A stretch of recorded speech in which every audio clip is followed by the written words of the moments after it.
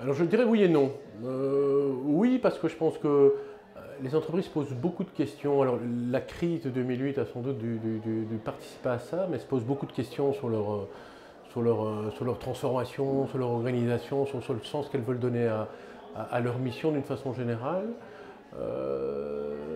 Oui aussi parce que le digital, le numérique, pousse les organisations à se transformer de façon inévitable et là elles n'ont vraiment pas le choix.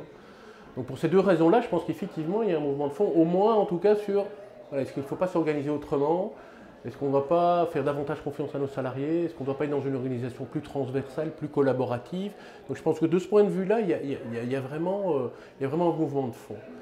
Mais je dirais non aussi parce que je pense que ça remet tellement en question toute une série de paradigmes, toute une série de schémas mentaux que nous avons les uns et les autres.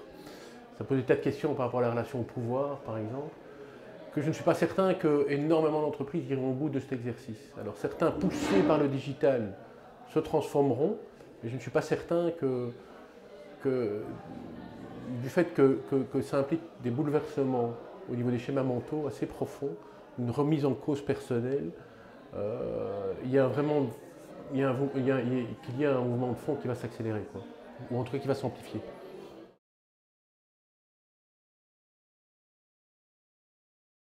Je pense profondément oui. Je pense profondément oui.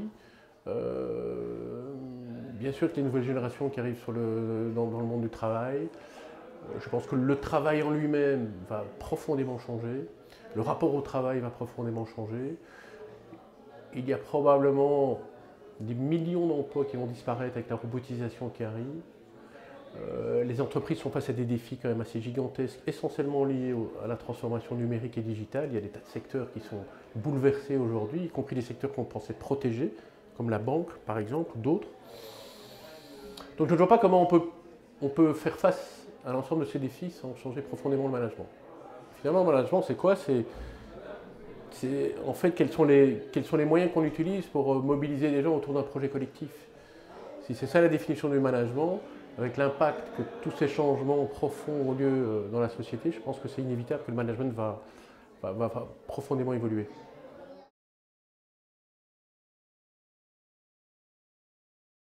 C'est important à plusieurs titres parce que d'abord on veut continuer d'une certaine façon à cultiver nos propres salariés, les salariés de Poult, à ce qu'on fait, les raisons pour lesquelles on le met en place, quelle a été la genèse de cet exercice-là. La deuxième chose, c'est qu'on veut aussi faire un peu preuve ou œuvre de prosélytisme, hein, c'est-à-dire de continuer à diffuser cette bonne parole-là, en quelque sorte, et d'essayer de faire en sorte que d'autres entreprises participent à ce mouvement-là, et progressivement on soit capable de se transformer. La troisième raison aussi, c'est pour nous, comme on est aussi dans une approche très innovation ouverte, d'open innovation, je suis absolument convaincu qu'on va apprendre beaucoup, à la fois des participants, mais aussi des acteurs qui ont été impliqués dans ce MOOC.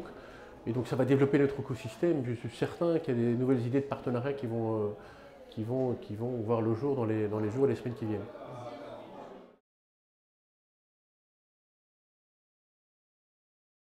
L'entreprise de demain sera une entreprise sans manager, transversale, collaborative, ouverte sur son écosystème, qui met l'homme au cœur de ses préoccupations, qui permettent à chacun de se développer, qui permettent à chacun d'être écouté, qui permettent à chacun de participer aux décisions importantes.